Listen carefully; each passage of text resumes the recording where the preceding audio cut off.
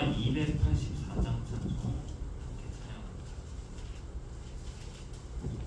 오랫동안 모든 죄 가운데 빠져 더럽기가 한량 없던 우리들 아무 공로 없이 구원함을 얻어 하나님의 자녀 지금 되었네. 주의 그 사랑 한량 없도다.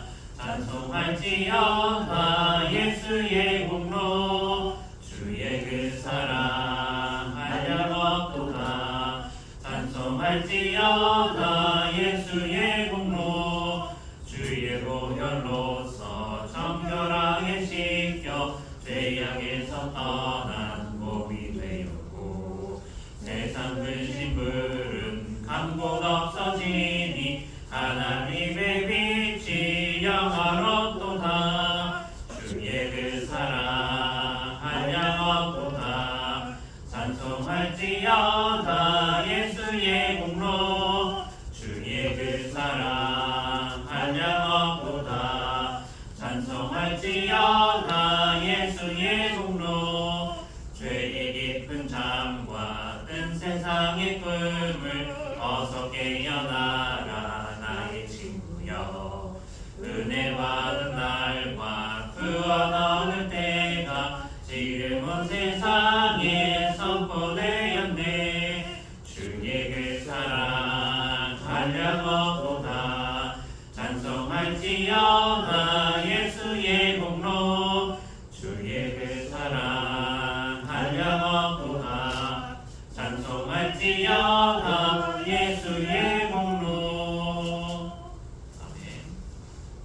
9장 27절에서 38절까지 말씀입니다. 마태복음 9장 27절에서 38절까지 말씀입니다.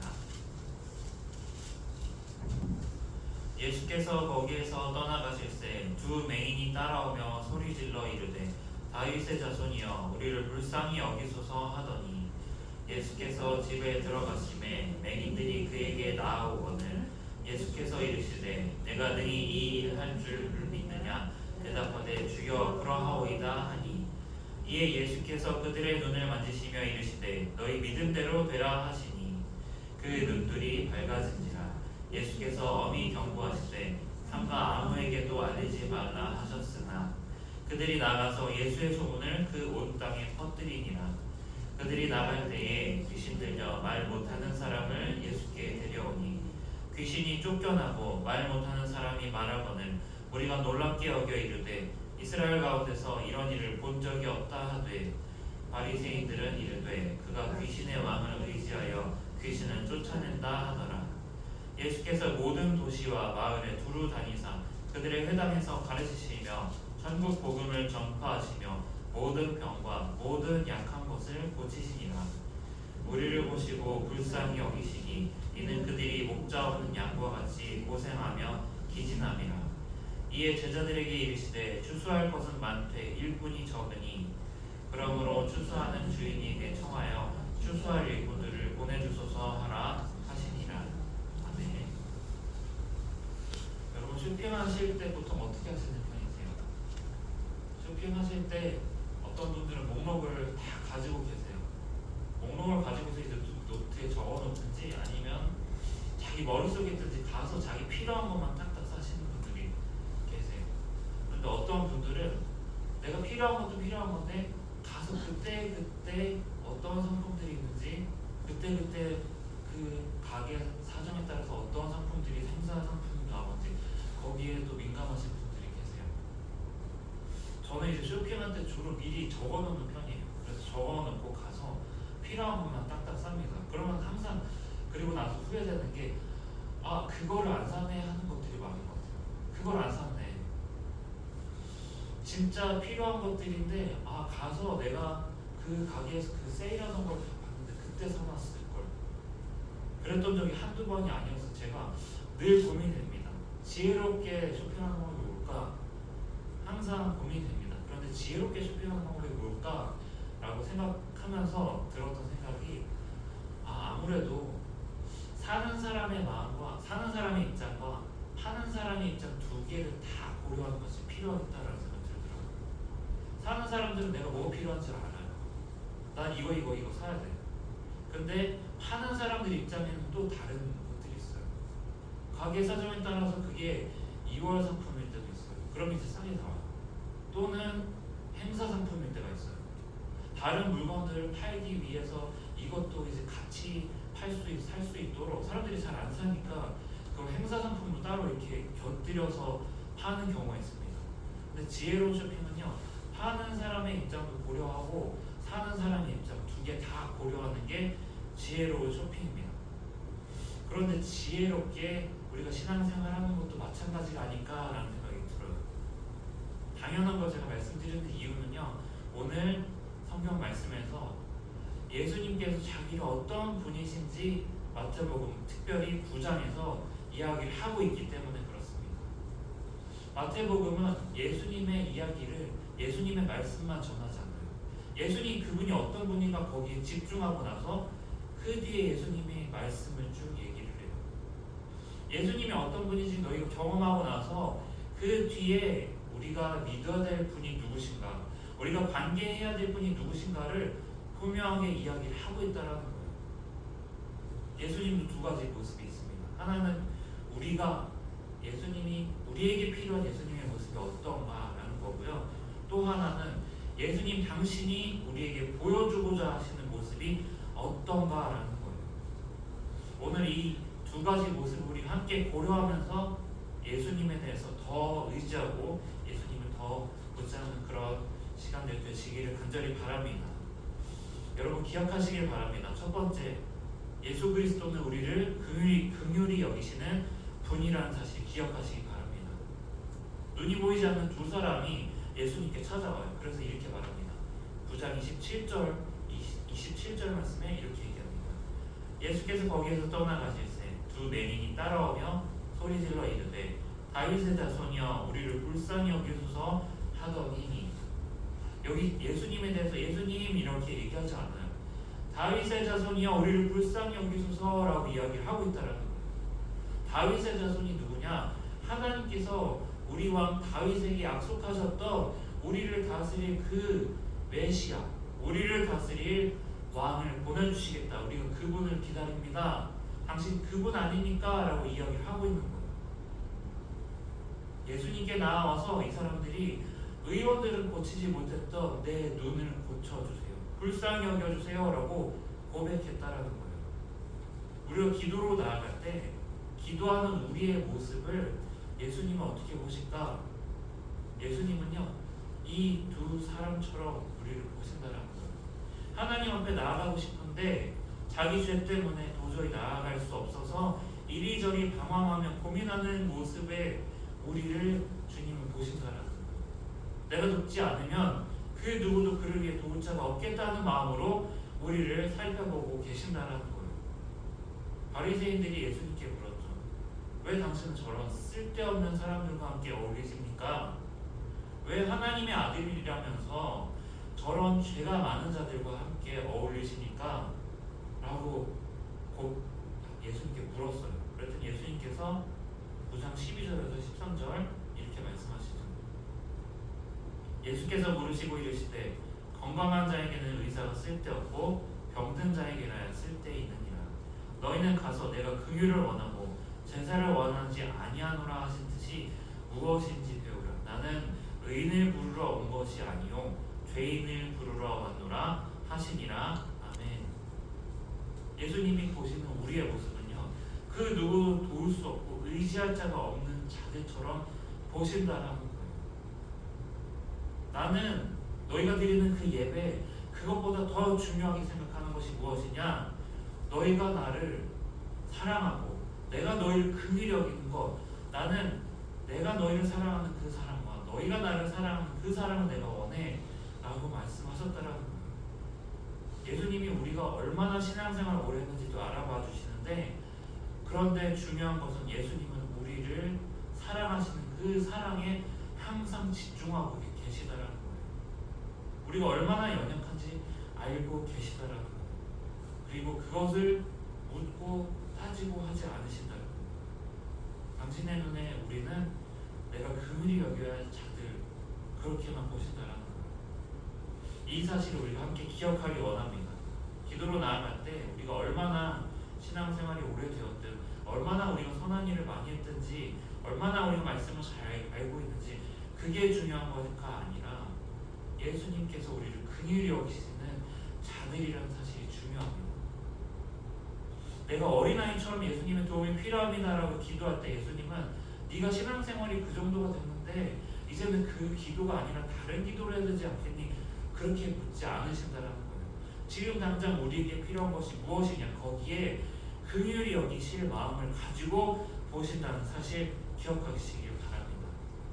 우리가 기억해야 될 두 번째입니다. 예수님은 우리에게 믿음을 요구하신다는 사실 기억하시길 바랍니다. 28절과 29절 말씀 제가 읽겠습니다. 예수께서 집에 들어가시매 맹인들이 그에게 나아오거늘 예수께서 이르시되 내가 능히 이 일 할 줄을 믿느냐 대답하되 주여 그러하오이다 하니 이에 예수께서 그들의 눈을 만지시며 이르시되 너희 믿음대로 되라 하시니 아멘. 이상하죠? 예수님이 긍휼히 여기시는 분인데도 불구하고 우리한테 요구하시는 것 한 가지가 있다는 것. 그게 무엇이냐? 바로 믿음입니다. 예수님이 나를 구원하셨다는 사실이 믿어지십니까? 예수님이 오늘 내 삶을 변화시킬 줄 믿으십니까? 예수님이 오늘도 우리에게 요구하시는 것은 믿음이라는 사실 기억하시길 원합니다. 나는 너를 긍휼히 여기고 돕기 위해서 하나님이 보낸 너의 주, 너의 구원자 예수 그리스도야. 오늘 그렇게 말씀하고 계십니다. 예수님은요 우리가 믿음이 있으면 움직이고 믿음 없으면 움직이는 그런 분은 아닌데 그런데도 불구하고 너희 믿음대로 되라라고 말씀하세요. 그 이유가 무엇이냐면 어느 때에도 우리가 믿음을 갖기를 바라시기 때문입니다. 어떤 때는요 기도하는 사람이 상황이 너무 낙심돼서 또는 내 마음이 너무 힘들어서 믿음이 너무 연약해질 때가 있어요. 우리가 항상 성도라고 믿음이 좋은 게 아니죠. 좋다가도 어떤 때는 너무 힘들어서 믿음이 쭉 없는 사람처럼 같은 때가 있고 그러니까 내 스스로가 자책될 때가 있고 그런데 또 내가 믿음이 없는 게 아닌데 기도하는 대상에 따라서 내가 믿음이 없어지기도 해요. 여기 계신 분들 자녀들을 다 가지고 계시니까 그런 생각하실 거예요. 제 친구 목사님이 자녀가 셋이에요. 자녀가 이제 다 아이들이 한 2, 3살 넘어서 이제 3, 4살 정도, 4, 5살 정도 됐어요. 이제 그래서 제가 물어봤어요.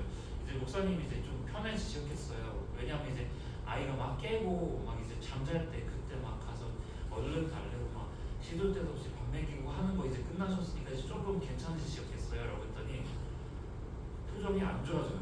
표정이 안 좋더라고요. 절레절레 흔들더라고요. 고개를. 왜 그런가라고 물어봤어요. 그랬더니 애들이 걸어 다니니까 이제는 내 눈앞이 아니라 내가 보이지 않는 곳에서 이제 아이들이 뭔가 일이 벌어져요 라고 하더라고요.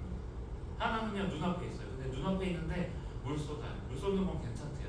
물 쏟는 건 얼마든지 닦아줄 수 있대요. 그런데 문제는 가다가 넘어지거나 아니면 어디 막 받거나 아이들이 걸어 다니기 시작하니까 그거를 일일이 다 따라다니면서 가야 되는데 몸이 너무 피곤한 거예요.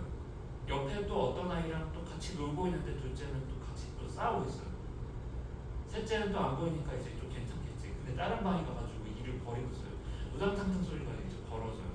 그러면 이제 거기 가가지고 또 무슨 일이라고 가서 보면은 또 울면서 아빠를 찾아요. 정신이 없다는 거예요. 제가 이제 깨달았던 게 무엇이냐. 부모가 되면 눈이 2개가 아니구나. 눈이 3개가 되는구나.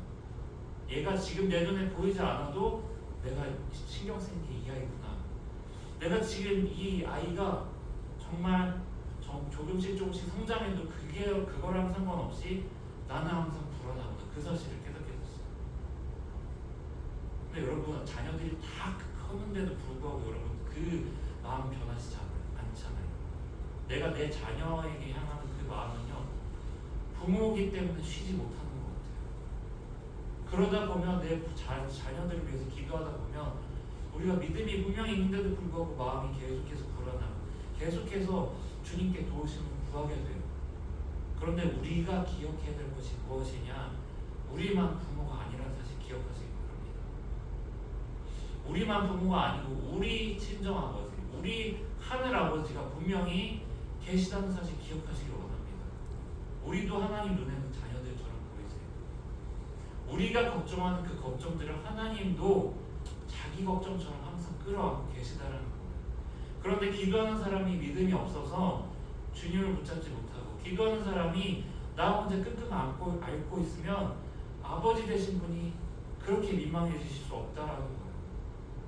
우리가 믿음을 가지기를 하나님께서 바라시는 이유는 그분을 의지하고 그분과 함께 관계하는 더 깊은 관계로 나아가기를 바라시기 때문에 우리에게 믿음을 요구하신다는 사실 기억하시기 바랍니다. 우리가 기억해야 될 마지막입니다. 예수님이 주신 기적만 아니라 우리가 예수님 그분 자체를 전하기를 원합니다. 9장 30절에서 31절인데 제가 읽겠습니다. 그 눈들이 밝아진지라 예수께서 엄히 경고하시되 삼가 아무에게도 알리지 말라 하셨으나 그들이 나가서 예수의 소문을 그 온 땅에 퍼뜨리니라.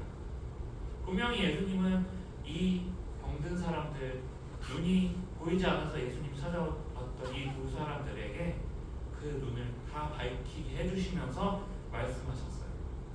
삼가 아무에게도 알리지 말라라고 하셨어요. 그런데 이 사람들이 예수님 말씀 듣지 않고 소문을 퍼뜨려요. 그랬더니 그 뒤에 귀신 들려서 말 못하는 사람이 들어옵니다. 예수님이 또 그를 귀신을 쫓아내시니 그가 갑자기 입이 트여서 말을 하기 시작합니다. 이 두 사람에게 왜 기적을 이야기하지 말라고 하셨을까? 그 뒤에 예수님 말씀하시거든요.